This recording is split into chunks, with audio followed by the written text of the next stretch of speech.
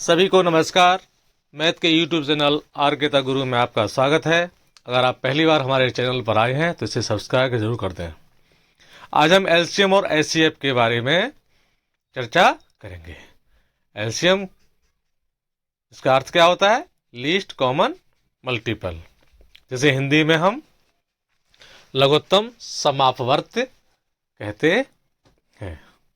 और एचसीएफ, इसे अंग्रेजी में हाईएस्ट कॉमन फैक्टर कहते हैं। हिंदी में इसका नाम महत्तम समापवर्तक होता है। इनको शॉर्ट में हम लासा और मासा भी कहते हैं। तो लासा और मासा निकालने से पहले हम कुछ जरूरी बातें सीखेंगे, जैसे अपवर्त, जिसे हम गुणज कहते हैं और अंग्रेजी में इसको मल्टीपल कहते हैं। ये अपवर्त निकलते कैसे हैं, इसको हम जरा समझेंगे। किसी संख्या के अपवर्त निकालने के लिए उसे प्राकृत संख्याओं से गुणा करने पर उस संख्या के विभिन्न अपवर्त अर्थात गुणज प्राप्त हो जाते हैं। जैसे अगर 3 के हमें अपवर्त निकालने हैं या गुणज निकालने हैं तो क्या होंगे? 3 के अपवर्त या गुणज होंगे 3, 6, 9, 12 डॉट डॉट डॉट और अनंत तक, क्योंकि किसी भी संख्या के अनंत तक अपवर्त होते हैं। अब हम अपवर्त की विशेषताओं को समझेंगे। नंबर 1, किसी संख्या का प्रत्येक अपवर्त उस संख्या से बड़ा या उसके बराबर होता है। नंबर 2, किसी संख्या के अपवर्तियों की संख्या अपरिमित अर्थात अनंत होती है। नंबर 3, प्रत्येक संख्या स्वयं का एक अपवर्त होती है। अब हम समापवर्त को समझेंगे। जैसे इसके नाम से ही स्पष्ट है, ये 2 शब्दों का मिलकर बना है समधन अपवर्त, अर्थात 2 संख्याओं के समान अपवर्त। तो 2 या 2 से अधिक संख्याओं के समान अपवर्त को ही हम समापवर्त कहते हैं। जैसे 2 के अपवर्त हैं 2, 4, 6, 8, 10, 12, 14, 16।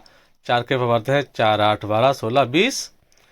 और इसके हम समापवर्त अगर देखें तो देखेंगे 4, 2 का भी अपवर्त है और 4 का भी अपवर्त है, तो इसको हम ले लेंगे।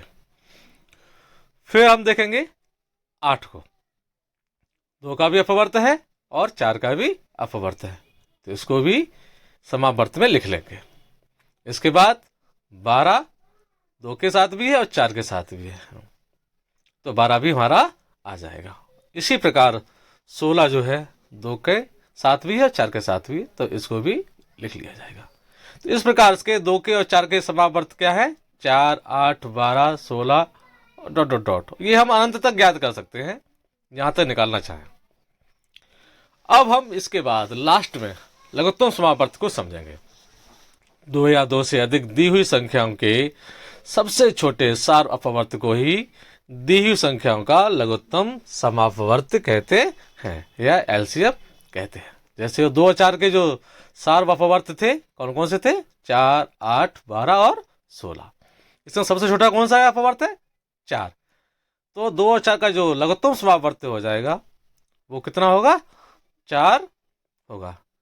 इसे एलसीएम कह सकते हैं, तो 4 होगा। और कुछ उदाहरणों के द्वारा इन सवालों को समझेंगे। जैसे पहला उदाहरण है 12, 16 और 48 का लासा निकालना है। तो 12, 16 और 48 को हम लिख लेंगे और जिस तरह से भाग करते हैं उसी तरह से एक लाइन नीचे खींच लेंगे और एक खड़ी लाइन खींच लेंगे। क्योंकि लास्ट में 2, 6, 8 है, इसलिए 2 से भाग देंगे तो जाएगा 6 बार, 8 बार और 24 बार।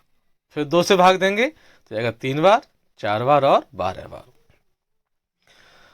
पुनः एक बार 2 बार से देंगे तो 3 में तो जाएगा ना, 3 वैसे उतार लेंगे, 4 में जाएगा 2 बार और 12 में जाएगा 6 बार। एक बार फिर 2 से भाग देंगे तो 3 वैसे ही, 2 1 2 और 2 3 6। अब 2 तो है नहीं इसमें कहीं, अब ये किससे देंगे? 3 से, तो 3 1 3, एक वैसे वैसा 3 1 3। एलसीएम निकालने के लिए जितने फैक्टर मारा है इन सबका गुणा कर लेंगे। जैसे 2 गुणा 2 गुणा 2 गुणा 2 गुणा 3, इन सबका गुणा कितना आएगा? 48। तो ये हमारा हो गया एलसीएम कितना? 48। अब हम दूसरा एग्जाम्पल देखेंगे। कुछ अलग संख्या लेंगे, जैसे 15, 20 और 30। इनका एलसीएम, तो 15, 20 और 30 को भी हम लिख लेंगे। और लास्ट में 20 और 30 में जीरो है, तो सबसे पहले उनको 2 से विभाजित करेंगे। तो भाग 15 में नहीं जाएगा तो 15 वैसे उतार लेंगे, 20 में जाएगा 10 बार और 30 में जाएगा 15 बार। अभी 10 हमारे पास है, 2 से एक बार फिर भाग देंगे, 15 फिर वैसा ही, 2 पंजे 10 और 15 वैसा का वैसा। अब 2 से नहीं काटेगा, अब किससे काटेंगे हम इसको? 3 से। तिपचे 15, 5 वैसे वैसा, तिपचे 15। अब सब जगह 5 5 है, तो इसको हम 5 से विभाजित करेंगे। 5 एकन 5, 5 एकन 5, 5 एकन 5। इसका एलसीएम निकालने के लिए अब 2 2 और 3 जो 5 आए हैं इनका गुणा कर लेंगे। तो 2 दूनी 4, 4 तियां 12 और 12 पंजे 60। तो इसका एलसीएम कितना हो गया हमारा? 60 हो गया। इसके बाद अब हम अपवर्तक यानी फैक्टर के बारे में चर्चा करेंगे। कोई संख्या जिन जिन संख्याओं से पूरी पूरी विभाजित हो जाती है, वे संख्याएं उस संख्या की अपवर्तक यानी फैक्टर कहलाती हैं। जैसे 12 के अपवर्तक 1 2 3 4 6 12, क्योंकि ये सब 12 को काटते हैं। इस प्रकार से किसी संख्या के जो अपवर्तक होते हैं वो सीमित होते हैं, ये अनंत नहीं होते हैं गुणज की तरह से। अब हम महत्तम जो अपवर्तक थे उनकी विशेषताओं को समझेंगे। नंबर 1, एक प्रत्येक संख्या का अपवर्तक होता है, यानी कि एक सबको काटता है। नंबर 2, प्रत्येक संख्या स्वयं का अपवर्तक होती है, यानी कि हर कोई अपने आप से कट जाता है। नंबर 3, किसी संख्या का प्रत्येक अपवर्तक उस संख्या से छोटा या उसके बराबर होता है। नंबर 4, किसी संख्या का प्रत्येक अपवर्तक उस संख्या का एक पूर्ण विभाजक होता है। अब हम महत्तम समावर्तक को जानेंगे कि महत्तम समावर्तक होता क्या है, जिसे हम मासा भी कहते हैं, और ये निकाला कैसे जाता है। 2 या 2 से अधिक दी हुई संख्याओं के सार अपवर्तकों में सबसे बड़ा सार अपवर्तक दी हुई संख्याओं का महत्तम समावर्तक कहलाता है। जैसे 48 के फैक्टर करेंगे तो 2 2 2 और 3, 64 के 2 2 2 2 2 2, 72 के 2 2 2 3 3। इनका मासा जब निकालेंगे तो जो फैक्टर सबके साथ होगा उसी को लेंगे। तो पहला 2 जो है वो 48 के साथ भी है, 64 के साथ भी है, 72 के साथ भी, तो इसको लिख लेंगे।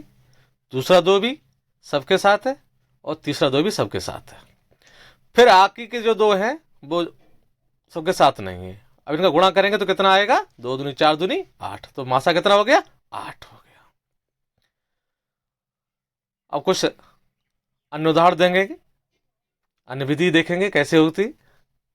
जैसे हमने लासा को किया था, यानी एलसीएम को निकाला था एक साथ लिखकर, वैसे ही हम जो है एचसीएफ यानी कि मासा को भी निकाल सकते हैं। जैसे 48 64 72 का है, 2 से काटेंगे तो 24 बार, 32 बार और 36 बार।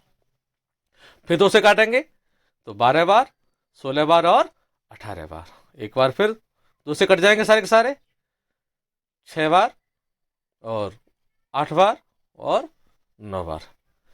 अब कोई संख्या ऐसी नहीं जो इन सबको फिर काट दे, तो हम अब किसी से नहीं काटेंगे। अब एचसीएफ निकालना है तो क्या करेंगे? 2 2 2 इनका गुणा कर लेंगे, तो 2 दूनी 4 दूनी 8। तुम्हारा मासा कितना आ गया? 8 आ गया। ये वीडियो आपको कैसा लगा कमेंट करके, अच्छा लगे तो सब्सक्राइब कर दें, लाइक और शेयर भी कर दें। बहुत बहुत धन्यवाद।